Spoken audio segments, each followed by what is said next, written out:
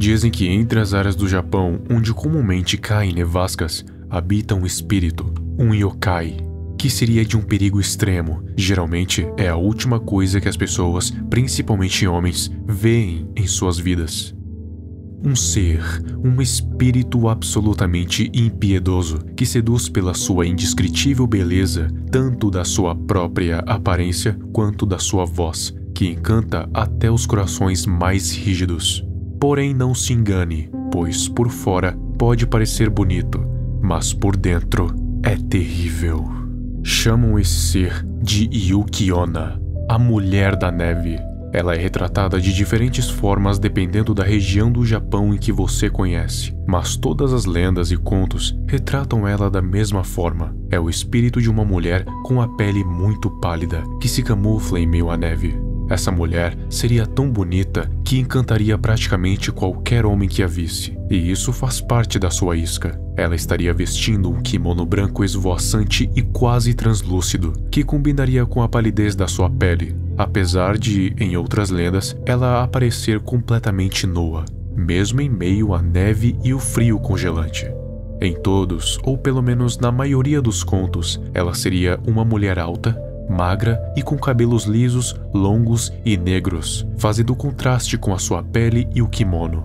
É característica em grande parte dos yokais de não terem pés, e em muitos contos ela é retratada flutuando pela neve ao invés de andar, e ao invés de pegadas, ela deixa um rastro de névoa branca por onde passa, que desaparece logo depois, a tornando impossível de se localizar. A origem da Yuki-onna é implícita. Não se sabe exatamente como ela virou um yokai, mas em contos é dito que ela já foi uma mulher humana que acabou se perdendo no meio de uma tempestade, e como não havia ninguém que pudesse ajudá-la, ela acabou perecendo ao frio congelante. A mulher retornou como um espírito vingativo que assombra locais de forte nevasca. O que a Yuki-onna faz para ser tão temida é simples, mas também tem várias interpretações dependendo da região do Japão que é contada. A retratação mais comum é que ela seduz homens que se perdem por essas áreas remotas durante tempestades de neve, tanto com a sua aparência quanto com a sua voz, cantando para eles como se fosse uma sereia, mas ao invés de ser no mar, é na neve. Assim que ele chega perto, Yuki-onna vai dar um sopro gelado que vai tirar a vida dessa pessoa, a transformando em uma estátua de gelo em meio à neve.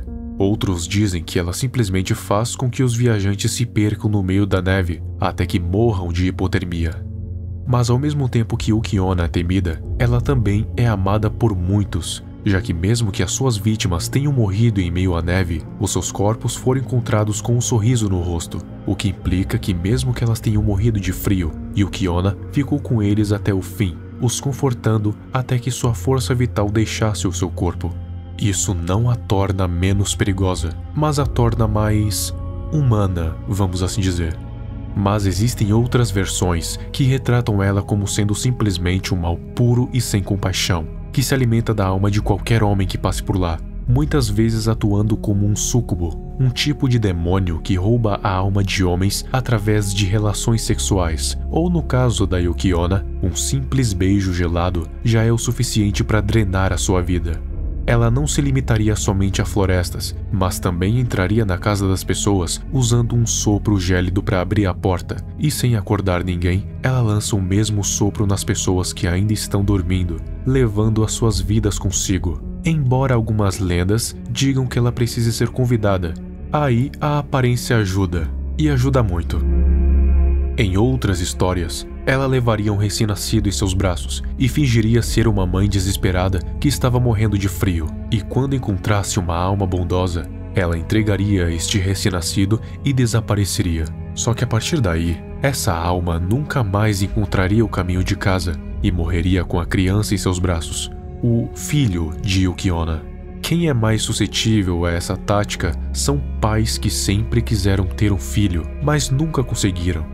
Esses são os alvos perfeitos.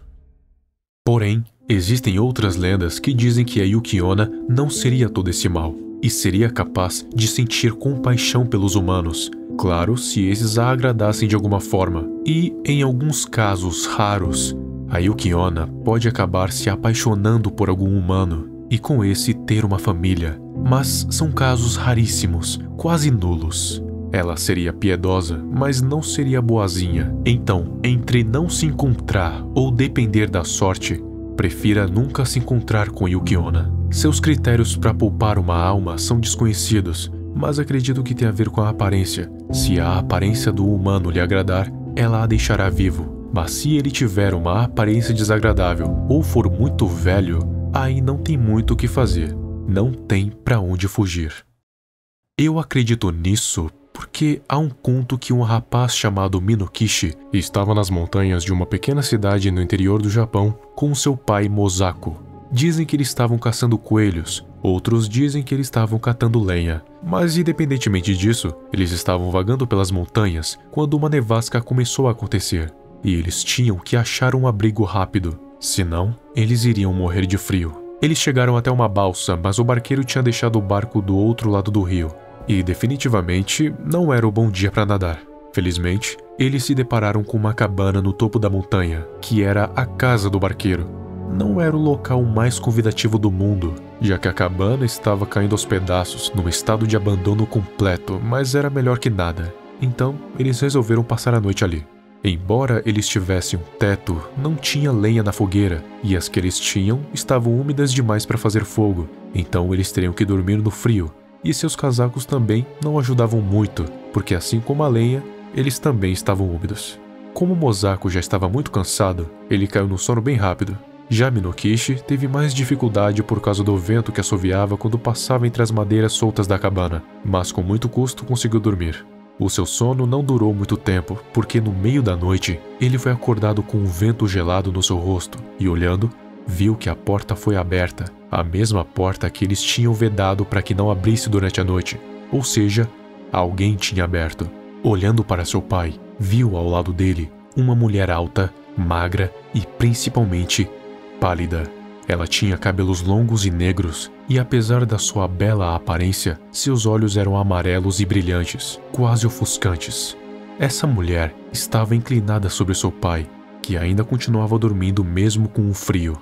Ela soprava um tipo de ar branco e cintilante no seu rosto, que ficava cada vez mais pálido, até que ela simplesmente parou e olhou para Minokishi. Seus olhos amarelos e tenebrosos se encontraram com os dele. Ela chegou perto e se inclinou sob ele também, aparentemente para fazer a mesma coisa que fez com seu pai.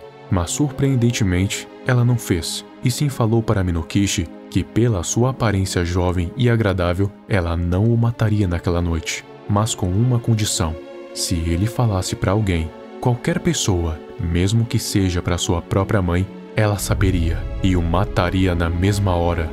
Depois que ela disse essas palavras, ela simplesmente se virou, saiu pela porta e desapareceu pela névoa. E quanto ao seu pai, bom, seu corpo já estava gélido e sem vida.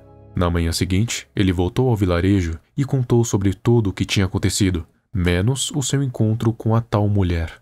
A polícia local concluiu que ele tinha morrido devido à hipotermia. Um ano depois do incidente, o jovem Minokishi estava caçando coelhos, mas dessa vez sozinho depois do falecimento ou assassinato do seu pai. Enquanto ele vagava pelo bosque, voltando para casa, ele acabou se encontrando com uma jovem alta, magra, com cabelos negros e muito bela, que coincidentemente estava andando na mesma direção que ele. Seu nome era Oyuki. Eles acabaram tendo uma longa conversa e ficaram bastante próximos, e nos dias seguintes, eles passaram a se encontrar no mesmo local, várias e várias vezes, até que a amizade evoluiu para um romance, e logo depois, para um lindo casamento. Eles passaram a morar juntos, e dessa união nasceram 10 filhos, e todos, sem exceção, com uma pele tão branca quanto a neve. E assim eles passaram os dias, felizes, e parecia que nada iria separá-los. Só que, claro, nada dura para sempre. Em uma noite pacata, seus filhos estavam dormindo e eles estavam na sala. Monokishi observava a sua esposa costurando. Uma luz pairava sobre o seu rosto. E foi quando Monokishi acabou tendo um flashback da noite em que seu pai havia morrido. Ele disse: "Vendo você assim, costurando, enquanto a luz ilumina seu belo rosto, fez me lembrar de algo muito estranho que aconteceu quando eu ainda era um rapaz. Eu vi alguém tão linda e branca como você. Na verdade, ela era muito parecida com você, Oyuki. Sem tirar os olhos da costura e sem levantar a cabeça, ela apenas perguntou como ela era e o que tinha acontecido. E se esquecendo completamente da condição que a Mulher da Neve tinha lhe imposto, sem pensar 2 vezes, ele contou tudo sobre o que tinha acontecido naquela noite. O seu encontro com ela. Foi quando a sua esposa largou a costura no chão e, enfurecida, gritou em seu rosto que ela era a Yuki-onna, que ele havia conhecido naquela noite, que havia matado o seu pai, e, como dito, ela o mataria. Mas não o fez de imediato, pois ela ainda zelava pelas crianças. Então, se elas dessem qualquer motivo para reclamar dele, qualquer motivo que seja, ela o mataria sem dó e nem piedade. Todos os anos que eles estiveram juntos foram jogados na sarjeta por causa de um único e simples momento. Se acabou em um instante, e a única coisa que impedia que ela o matasse naquele momento eram seus filhos. Então Yuki-onna desapareceu em meio à neblina gelada, e depois disso, nunca mais foi vista. Minokichi inventou alguma coisa para justificar o sumiço repentino da sua mãe, e nos próximos anos, ele foi um ótimo pai, e continuou sendo até os seus últimos dias. E até os seus últimos dias, ele nunca mais viu Yuki-onna novamente.